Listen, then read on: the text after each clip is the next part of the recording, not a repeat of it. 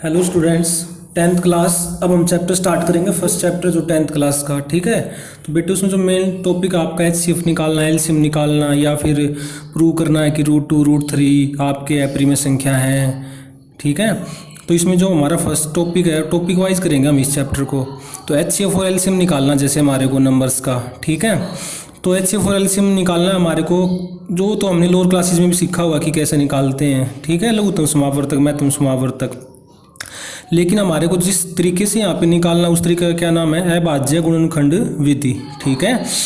तो अभाज्य गुणनखंड बनाने उस संख्याओं के, और फिर उनका फिर हमें क्या करना, उन संख्याओं का HCF या फिर LCM निकालना है, ठीक है। तो अभाज्य गुणनखंड बनाते समय ना कई बार हमारे को क्या दिक्कत आती है कि गुणनखंड बनाने में प्रॉब्लम आती है। तो उसके लिए जो डिविजिबिलिटी टेस्ट होते हैं कि भाई कोई नंबर 2 से डिवाइड होगा या नहीं होगा, 3 से डिवाइड होगा या नहीं होगा, 4 से डिवाइड होगा या नहीं होगा ना। तो 2 से लेकर के 10 तक के जो डिविजिबिलिटी टेस्ट होते हैं ना बेटे, वो काफ़ी इंपॉर्टेंट रहते हैं फैक्टर बनाने में। तो पहले आपको इसके बारे में नॉलेज होनी चाहिए। तो पहले मैं आपको वही बताने जा रहा हूँ, ठीक है। तो जैसे कोई भी नंबर डिवाइड होगा या नहीं होगा 2 से, तो कोई नंबर 2 से डिवाइड कब होता है, ठीक है। अगर आपके पास कोई नंबर है वो 2 से डिवाइड कब होगा, if number form by last digit मतलब राइट साइड से लास्ट डिजिट की बात हो रही है। वो जो भी नंबर होगा उसके राइट साइड से, मतलब इकाई का जो अंक होगा, अगर वो डिवाइड होता होगा 2 से, यानी किसी संख्या का लास्ट अंक राइट साइड से डिवाइड होता होगा 2 से, तो वो नंबर भी किससे डिवाइड हो जाएगा, 2 से हो जाएगा। जैसे एग्जांपल है, जैसे 243, क्या 2 से डिवाइड हो जाएगा, नहीं होगा, क्योंकि इसका जो लास्ट डिजिट है वो 2 से डिवाइड नहीं होता। ये हो जाएगा क्या, ये भी नहीं होगा, क्योंकि इसका जो लास्ट डिजिट है 7 है, 2 से डिवाइड नहीं होगा। लास्ट डिजिट मतलब राइट साइड से इकाई वाला अंक। ये वाली संख्या है जो 2468 का, ये डिवाइड हो जाएगी 2 से, हो जाएगी, क्योंकि इसका जो लास्ट डिजिट है ये वाला, ये किससे डिवाइड हो जाता है, 2 से। ये वाली क्या हो जाएगी, हाँ ये वाली भी हो जाएगी, क्योंकि 2 से डिवाइड हो जाता है, ठीक है। तो कोई भी संख्या 2 से डिवाइड कैसे होगी, अगर उसका लास्ट डिजिट 2 से डिवाइड होता होगा तो हो जाएगी, नहीं होता होगा तो नहीं होगी। इसके बाद डिविजिबिलिटी बाय 4 को हम क्या लिख सकते हैं, 2 की पावर 2। जैसे यहाँ पे 2 था ना, 2 की पावर 1 लिख सकते हैं। 1 का मतलब लास्ट डिजिट, 2 की पावर 2 मतलब लास्ट के 2 डिजिट। तो कोई भी संख्या 4 से डिवाइड कब होगी, कोई भी संख्या 4 से डिवाइड हो जाएगी कब, अगर उस संख्या के जो लास्ट के 2 डिजिट से मिलकर, जो लास्ट के 2 अंकों से मिलकर जो संख्या बनेगी ना, अगर वो डिवाइड होती हो किससे, 4 से, ठीक है। जैसे ये वाला क्वेश्चन है, ये वाला एग्जांपल क्या, 265 4 से डिवाइड हो जाएगा, तो लास्ट के 2 अंक देखना, 65 है, 65 4 से भाग नहीं होता, तो इसका 265 भी 4 से भाग नहीं होगा, ठीक है। ये नहीं होगा कंप्लीट, क्या ये 4 से भाग हो जाएगा, 244, हाँ हो जाएगा। क्यों, क्योंकि लास्ट के 2 अंकों से मिलकर जो ये संख्या 44 बनी है, ये 2 से भाग हो जाती है। ये जो इतनी बड़ी संख्या है 4 से भाग हो जाएगी, क्यों, क्योंकि लास्ट के जो 2 अंकों से मिलकर 64 है, ये 4 से भाग हो जाता है, ठीक है। क्या ये वाली हो जाएगी, क्योंकि जो 52 है वो किससे भाग हो जाता है, 4 से। यानी 2 से डिवाइड हो गया, यानी वो लास्ट अंक देखना होता है। 4 से देखने के लिए लास्ट के 2 अंक देखने होते हैं। और कोई भी संख्या 8 से डिवाइड होगी या नहीं होगी, 8 को क्या लिख सकते हैं, 2 की पावर 3, तो लास्ट के 3 अंक। अगर कोई किसी संख्या के लास्ट के 3 अंकों से मिलकर जो संख्या बनेगी, अगर वो 8 से भाग होती होगी, तो कंप्लीट संख्या भी किससे भाग हो जाएगी, 8 से भाग हो जाएगी।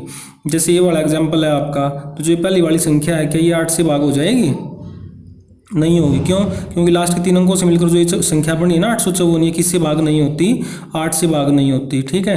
तो ये वाली संख्या के 8 से भाग हो जाएगी, ये कंप्लीट नहीं होगी, ये भी नहीं होगी, क्योंकि लास्ट के 3 अंकों से मिलकर जो संख्या बनी है वो किससे भाग नहीं हो रही, यहाँ पे आपकी 8 से भाग नहीं हो रही, ठीक है। और ये वाली संख्या क्या हो जाएगी, क्योंकि लास्ट के 3 अंकों से मिलकर जो संख्या बनी है वो किससे भाग हो जाती है, आपकी यहाँ पर 8 से।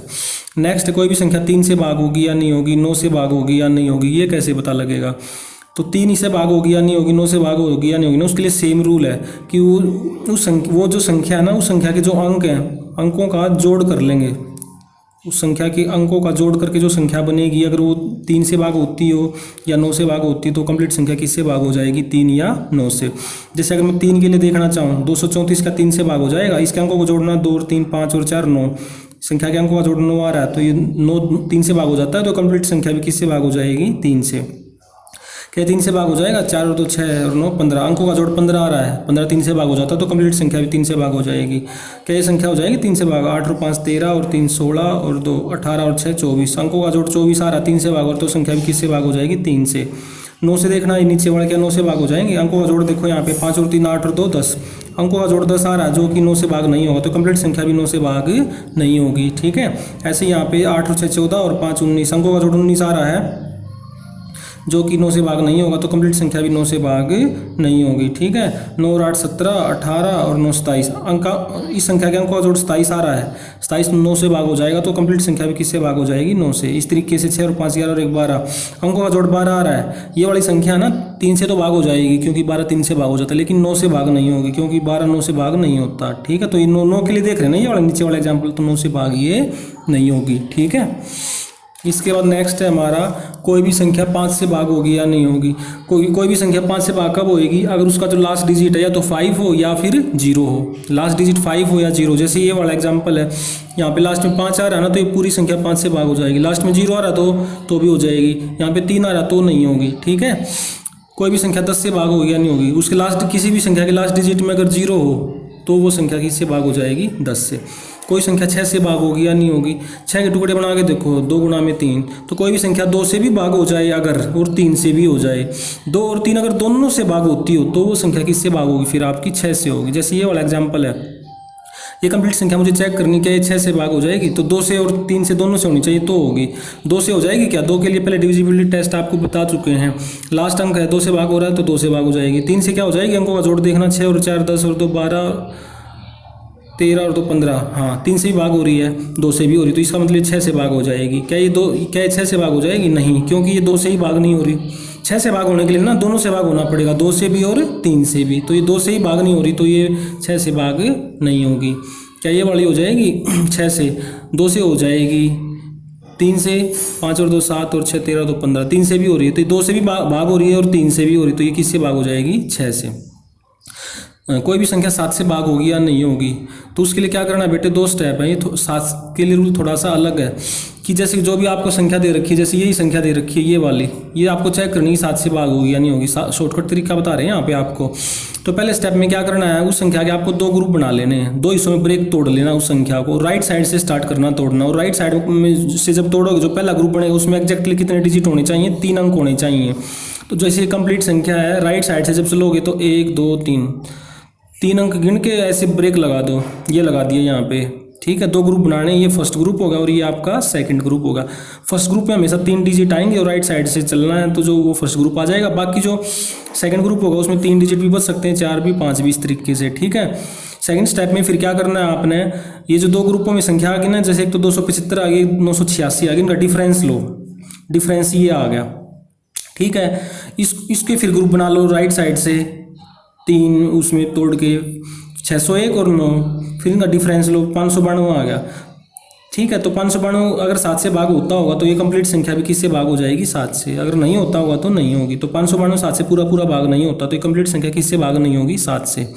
इस टेस्ट का यूज़ हमें कब करना है, अगर वो जो अंकों वाली संख्या है उसमें जो अंक है वो 4 या 4 से ज़्यादा हो, 3 तक हो, तो फिर खुद डिवाइड करके ही देखना पड़ेगा आपको। ठीक है, ग्रुप में तोड़ो, डिफरेंस लो, डिफरेंस फिर ज़्यादा रहो, फिर ग्रुप में तोड़ो, फिर डिफरेंस लो, ग्रुप में तोड़ो, डिफरेंस लो। जब छोटा सा डिफरेंस बन जाए, अगर वो 7 से डिवाइड होता तो ओवरऑल संख्या भी किससे डिवाइड हो जाएगी 7 से। ठीक है, अब बेटे इसमें आज जो हम क्वेश्चन डिस्कस करेंगे वो करेंगे संख्याओं का HCF कैसे निकालते हैं, LCM कैसे निकालते हैं। तो आपके सिलेबस में HCF और LCM निकालना आपको जो किस विधि से निकालना है, अभाज्य गुणनखंड विधि के हेल्प से आपको संख्याओं का HCF निकालना है और LCM। HCF का मतलब महत्तम समावर्तक, LCM का मतलब लघुत्तम समावर्तक। ठीक है, और अभाज्य गुणनखंड विधि द्वारा निकालना है। अभाज्य संख्याएं क्या होती हैं, इससे पहले एक वीडियो बनाया था 9th क्लास वाला, उसमें आपको अच्छे से बताया गया संख्याओं के बारे में, वहाँ से आप पढ़ सकते हैं। ठीक है, तो सबसे पहले मैं आपको क्या नोट करवाऊंगा, HCF और LCM निकालने के लिए अगर आप अभाज्य गुणनखंड विधि द्वारा HCF और LCM निकालना चाहते हो तो सबसे पहले आपको क्या करना पड़ेगा, वो जो संख्याएं हैं उनके अभाज्य गुणनखंड बनाने पड़ेंगे। ठीक है, जैसे मान लो एक संख्या अगर आपकी N1 है, दूसरी संख्या अगर आपकी N2 है, तो N1 को आप क्या लिख सकते हो, P1 की पावर M1, P2 की power M2 and so on, Pk की पावर Mk, ऐसे दूसरी संख्या के टुकड़े बना के लिख लिया आपने। फिर आपको क्या निकालना, अगर उन संख्याओं का N1 और N2 का HCF निकालना है तो P1 की P1 गुणा P2 गुणा Pk सारे आ जाएंगे।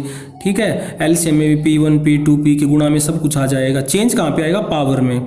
जैसे HCF निकालना उन संख्याओं का तो P1 की पावर क्या लगेगी, मिनिमम। मिनिमम का मतलब होता है निम्नतम, कम से कम। मिनिमम को शॉर्ट में ऐसे लिखते हैं, मैक्सिमम अधिकतम शॉर्ट में ऐसे लिखते हैं। ठीक है, तो HCF अगर निकालना है तो जैसे P1 है ना, सेम अभाज्य गुणनखंड है उन संख्याओं का, तो जो पावर होगी ना अलग अलग, उन दोनों में जो मिनिमम जो छोटी से छोटी पावर होगी ना वो आएगी यहाँ पे। P2 की पावर इन दोनों में जो छोटी होगी, PK की पावर इन दोनों में जो छोटी होगी, LCM में क्या आएगी पावर मैक्सिमम। ठीक है, बस ये ध्यान रखना है कि HCF निकालते टाइम मिनिमम पावर लेनी है और LCM निकालते टाइम मैक्सिमम लेनी है। और जो इसमें प्राइम अभाज्य गुणनखंड है यहाँ पर N1 के फैक्टर्स में N2 के में भी वही दिखाई देने चाहिए, उसके बाद होगा। देखो मुझे पता है कि आपको ये समझ में नहीं आएगा फार्मूला, लेकिन अभी मैं जब क्वेश्चन कराऊंगा ना तो वहाँ से आपको ये क्लियर हो जाएगा। ठीक है, जैसे एक क्वेश्चन लिया मैंने, दो संख्याएं, एक 2568 और एक 26,960, इन दोनों का आपको HCF भी निकालना है और LCM भी निकालना है, अभाज्य गुणनखंड भी दोबारा निकालना है। ठीक है, तो सबसे पहले आपने क्या किया, गुणनखंड बनाने इसके भी और इसके भी। गुणनखंड कैसे होने चाहिए, अभाज्य, प्राइम नंबर्स बोलते हैं, प्राइम गुणनखंड फैक्टर्स होने चाहिए। तो 2568 है, लास्ट में यहाँ पे 8 है तो 2 से भाग हो जाता है, 2 पे चलेगा। ठीक है, 2 एकम 2, 2 दूनी 4, 2 अट्ठे 16, 2 चौक 8, फिर लास्ट में 4, 4 2 से भाग हो जाता है, तो पूरी संख्या किससे भाग हो जाएगी, 2 से। फिर आप इसको 2 से करें 642 आ जाएगा, लास्ट अंक यहाँ पे 2 है, फिर 2 से चलाएं, 2 3 6, 2 दूनी 4, 2 एकम 2। ठीक है, अब यहाँ पे 2 पे तो चलेगा नहीं, 1 आ गया, अंकों का जोड़ देखो, 3 और 2 5 और 1 6, तो 6 2 से 3 से भाग हो जाता है तो 3 पे चलेगा। फिर 107 अभाज्य संख्या इस पे चलेगा, जब तक यहाँ पे 1 नहीं आ जाता ना, तो इस तरीके से यहाँ पे अभाज्य गुणनखंड बनाने हैं आपको। ठीक है, तो 2568 को देखो यहाँ पे 2 कितनी बार आया, 3 बार, 1 2 3, तो 2 की पावर क्या लगा ली, 3 लगा ली। 3 कितनी बार आया, 1 बार। 107 कितनी बार आया, 1 बार। ठीक है, यहाँ तक ये क्या चीज़ है ये अभी बताऊंगा बाद में। ठीक है, फिर ऐसे ही 26,960 के टुकड़े बना लिया आपने, लास्ट में 0 है, 2 पे 2 से चला लो, आप इसको 5 से भी चला सकते थे। ठीक है, तो ये डिविजिबिलिटी टेस्ट यहाँ पे काम आते हैं गुणनखंड बनाने में। ठीक है, तो 26,960 को क्या लिख सकता हूँ मैं, 2 कितनी बार आया, 4 बार, 2 की पावर 4, 2 की पावर 4, ये रहा। 5 1 बार आया, 337 1 बार। फिर ये क्या चीज़ है, और ये भी अभी मैं आपको बताऊंगा।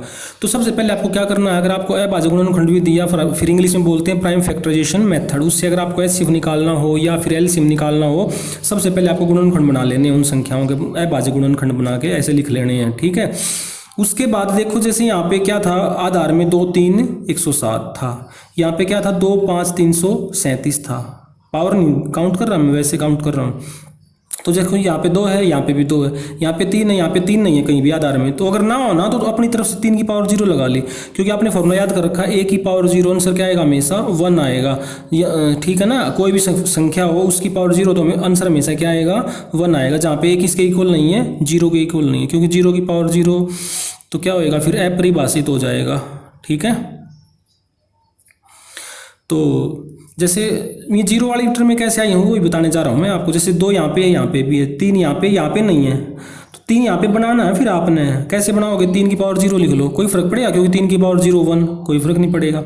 107 यहाँ पे है, यहाँ पे नहीं था, इसमें नहीं था ना, तो 107 की पावर 0 अपनी तरफ से लिख लिया। ऐसे ही ऊपर देखो 2 है, 5 नहीं था ऊपर, तो 5 की पावर 0।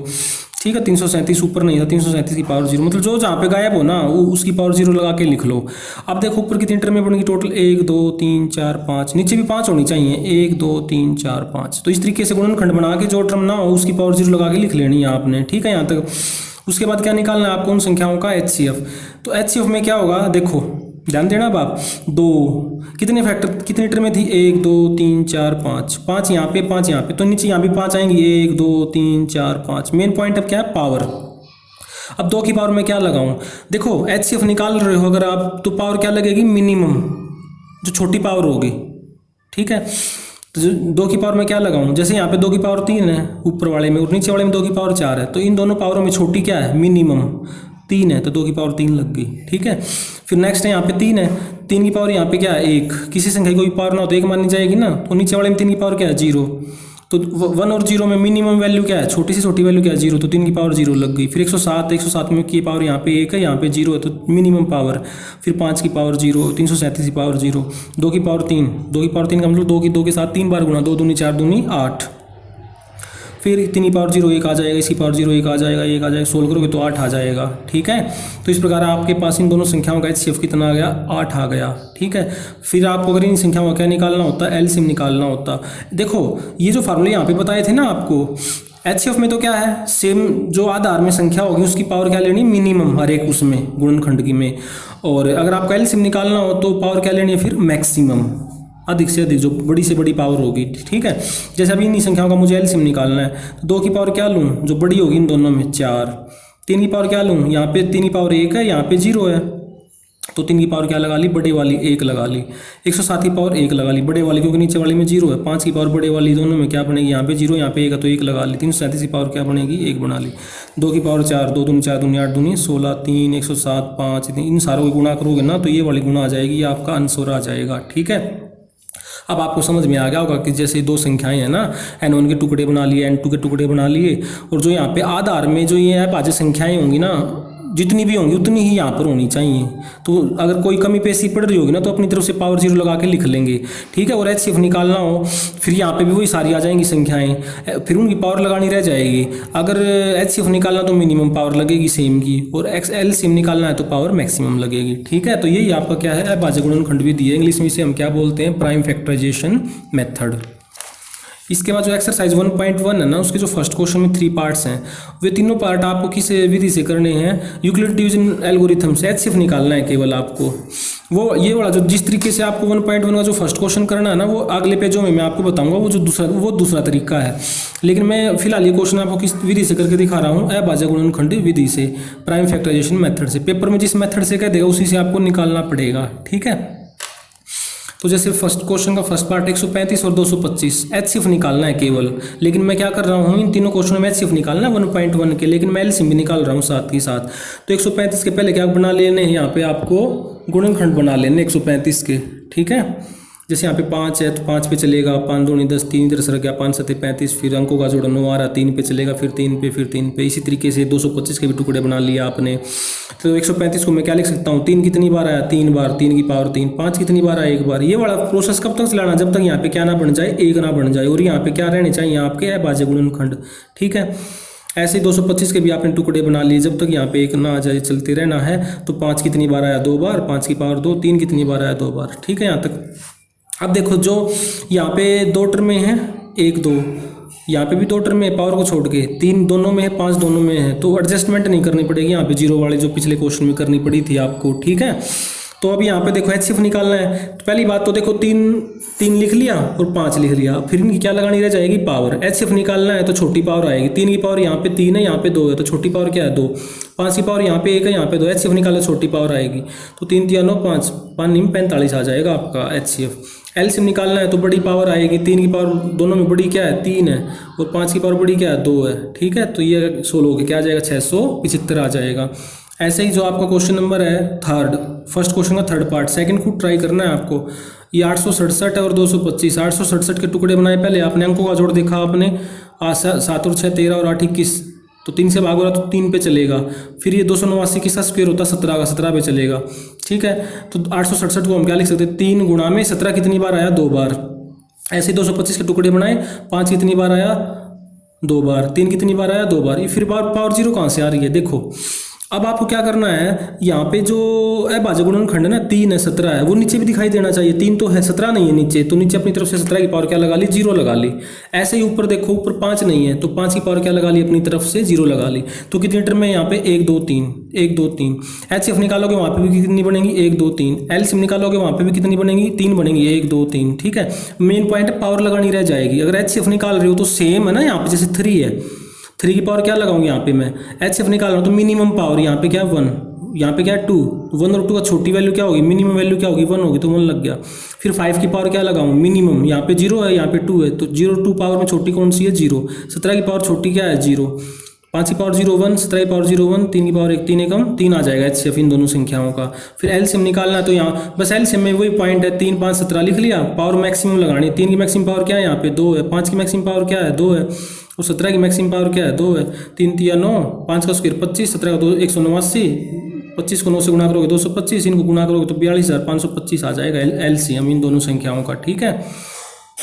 अब जो एक्सरसाइज 1.2 है ना बेटे, 1.2 में आपका एचसीएफ एलसीएम निकालना। सेकंड क्वेश्चन में 3 पार्ट हैं, थर्ड क्वेश्चन में भी 3 पार्ट हैं, तो मैंने ये जान के इकट्ठे लिख लिए हैं क्वेश्चन 1.1 और 1.2 के, जिनमें आपको एचसीएफ और एलसीएम निकालना है, ठीक है। मैंने एक जगह पे कर लिए, ठीक है।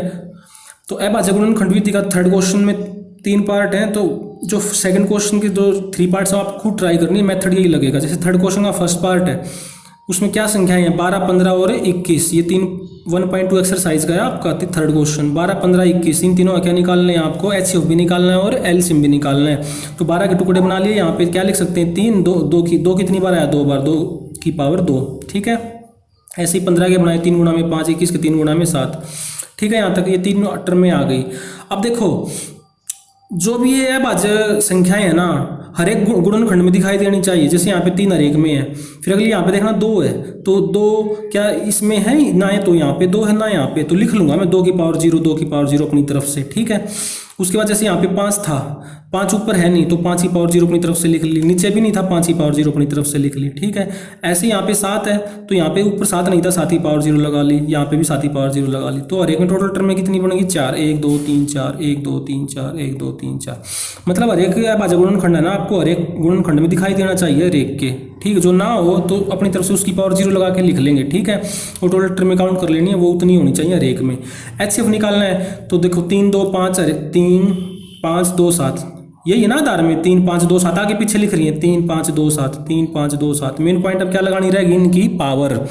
तो एचसीएफ निकालते टाइम क्या होता है छोटी पावर लगती है, तो 3 देखो हर एक में 3 की पावर 1 है तो 1 ही आ जाएगी। 5 की पावर क्या लगेगी, या 5 की पावर यहाँ पे 0 है, यहाँ पे 1 है, यहाँ पे 0 है, तो इन तीनों जगह पे जहाँ पे 5 आ रहा है छोटी पावर क्या है 0, तो 0 लग गई। 2 यहाँ पे भी आ रहा है, यहाँ पे भी, यहाँ पे भी, यहाँ पे पावर 2 है, यहाँ पे 0 0 तो छोटी पावर लगेगी। मोटी सी बात ये एचसीएफ निकालते टाइम पावर छोटी लगेगी, एलसीएम निकालते टाइम पावर बड़ी लगेगी, ठीक है। तो इसको ऐसे लिख के सोल्व कर लिया 3 आ गया। एलसीएम निकालना है तो मैक्सिमम पावर 3 की मैक्सिमम पावर क्या होगी इन सारों में 1 होगी। 2 की मैक्सिमम पावर क्या होगी 2 होगी। 5 की मैक्सिमम पावर क्या होगी 1 होगी। 7 की मैक्सिमम पावर क्या होगी 1 होगी। इनको सोल्व कर देंगे गुणा वगैरह करके 420 आ जाएगा आपका, ठीक है। इसके बाद थर्ड क्वेश्चन का सेकंड पार्ट है 17 23 29। 17 23 29 का एचसीएफ भी निकालना है और एलसीएम भी निकालना है। अब 17 कैसी संख्या है भाज्य, 23 भी है भाज्य संख्या, 29 भी, तो उसी पे चलेगी तो यही आएगा सिर्फ 17 23 और 29। अब जैसे यहाँ पे 23 है ऊपर 23 नहीं है, बढ़ाने के लिए 23 की पावर क्या लगा ली 0। यहाँ पे 29 है ऊपर 29 नहीं है, सबसे पहले वाले 29 की पावर 0 लगा ली। तो ऐसे ही फिर यहाँ पे 17 नहीं था 29 नहीं था 0 लगा ली 0 लगा ली। इस तरीके से 1 2 3 1 2 3 1 2 3 3 टर्म आ गई। एचसीएफ निकालना है 17 23 29 लिख लो, एलसीएम निकालना है 17 23 29 लिख लो, फिर पावर लगानी रह जाएगी। 17 की पावर क्या लगाऊं, इन तीनों में से छोटी पावर होगी। यहाँ पे 17 की पावर 1 है, यहाँ पे 0 है, यहाँ पे 0 है तो 0 लग जाएगी। 23 की पावर भी छोटी 0 लग जाएगी, 29 की पावर 0 लग जाएगी। किसी भी संख्या की पावर 0 नॉन जीरो संख्या की तो आंसर क्या आएगा 1 1 1 1 आ जाएगा, ठीक है। एलसीएम निकालना तो बड़ी पावर 1 1 आ जाएगी, गुणा कर दोगे तो ये आ जाएगा, ठीक है। अब आपको एक पॉइंट बताना रह गया कि जो आपकी एक्सरसाइज 1.1 थी ना उसमें जो फर्स्ट क्वेश्चन था आपका वो आपको अभाज्य गुणनखंड विधि द्वारा निकालना था एचसीएफ। आपको किस विधि से निकालना था, यूक्लिड डिवीजन लेमा से निकालना था, मतलब लॉन्ग डिवीजन मेथड होता है, भाग विधि द्वारा निकालना था 135 और 225 का। तो क्या तरीका होता है, दो संख्याओं का अगर आपको एचसीएफ निकालना हो ना, दूसरा तरीका है, उस तरीके का नाम ये है यूक्लिड डिवीजन लेमा। इसमें क्या करना होता है आपको, जो इन दोनों में जो बड़ी संख्या होगी ना 225 और 135 में बड़ी संख्या क्या है 225 है, तो 225 बड़ी संख्या को छोटी संख्या 135 से भाग दे दो, कितने पे चलेगा 1 पर, 135 1 में 135, फिर 225 में से 135 क्या आएगा 90, फिर 90 से ना भाग दे दो किसको, जो यहाँ पे जो होगा उसको, फिर 90 1 90 45 आ गया, फिर 45 से बाकी इसको दोगे इसको, 45 दूनी 90। जिस टाइम ये वाली प्रक्रिया चलाते रहोगे, जिस टाइम पे शेष फल 0 आ जाएगा ना, जिस टाइम पे शेष फल 0 आ जाएगा उस टाइम पे जो यहाँ पे होगा ना डिवाइजर, यहाँ पे जिस टाइम पे यहाँ पे शेषफल 0 आ जाएगा तो यहाँ पे जो भाज्य या भाज्य ये होगा ना वही क्या आ जाएगा, उन दोनों संख्याओं का एचसीएफ आ जाएगा। इस तरीके से केवल आप एचसीएफ निकाल सकते हो, एलसीएम नहीं निकाल सकते। अभाज्य गुणनखंड विधि द्वारा आप एचसीएफ भी निकाल सकते हो, एलसीएम भी निकाल सकते हो, ठीक है। क्वेश्चन आप किसी मेथड से कर ले आंसर सेम आएगा। तो और यूक्लिड डिवीजन लेमा से आप केवल एचसीएफ निकाल सकते हो, और अभाज्य गुणनखंड विधि द्वारा आप एचसीएफ भी निकाल सकते हो और एलसीएम भी निकाल सकते हो। मान लो अगर आपके पास 3 संख्याएं होती जैसे 12 15 21 और इस विधि से आपको क्या निकालना होता है एचसीएफ निकालना होता, ठीक है। तो कैसे निकालोगे, 3 संख्याएं हैं, 3 में से कोई 2 ले लो एक टाइम पे, तो मैंने एक तो 15 ले ली और एक 12 ले ली, कोई भी 2 ले लें मर्जी है आपकी 3 में से। तो 15 को भाग दो पहले किससे, छोटी संख्या 12 से, 12 एकम 12, शेषफल क्या आएगा 3 आएगा, फिर 3 से किसको भाग देना है, इसको भाग देना है, फिर 3 चौक 12। फिर जिस टाइम पे यहाँ पे शेषफल 0 आ गया ना तो ये जो होगा ना यही क्या आ जाएगा एचसीएफ आ जाएगा इन दोनों का, 12 और 15 का। आपको 3 संख्याओं का एचसीएफ निकालना था, 3 का निकालना हो ना पहले 2 का निकाल लेना, जैसे यहाँ पे 2 का निकाल लिया आपने, फिर तो किन्हीं 3 में से किन्हीं 2 का जो एचसीएफ आएगा ना ये जो आया, अब इसका एचसीएफ जो संख्या यहाँ पे बच गई थी ना इन दोनों का एचसीएफ और निकालो। फिर 21 को भाग दे दो किससे, 3 से, तो फिर जिस टाइम पे शेषफल 0 आएगा फिर यहाँ पे जो आ गया, तो यहाँ पे जो ये आ गया ना, ये इन तीनों संख्याओं का क्या आ जाएगा, HCF आ जाएगा। तो एक्सरसाइज जो 1.1 और 1.2 के जो रिमेनिंग क्वेश्चन रह गए ना बेटे, वो इकट्ठे करवाऊंगा मैं आपको नेक्स्ट वीडियो लेक्चर में, ठीक है। तो ये क्वेश्चन आप अच्छे से अपना रिवाइज करें। वीडियो अगर आपको पसंद आया हो तो लाइक करें, शेयर करें और सब्सक्राइब करें, और घंटी वाला जो बटन है ना वो दबा दें। उससे आपको क्या बेनिफिट होगा, जब भी कोई नया वीडियो अपलोड होगा आपको तुरंत नोटिफिकेशन मिल जाएगा, ठीक है। Thank you.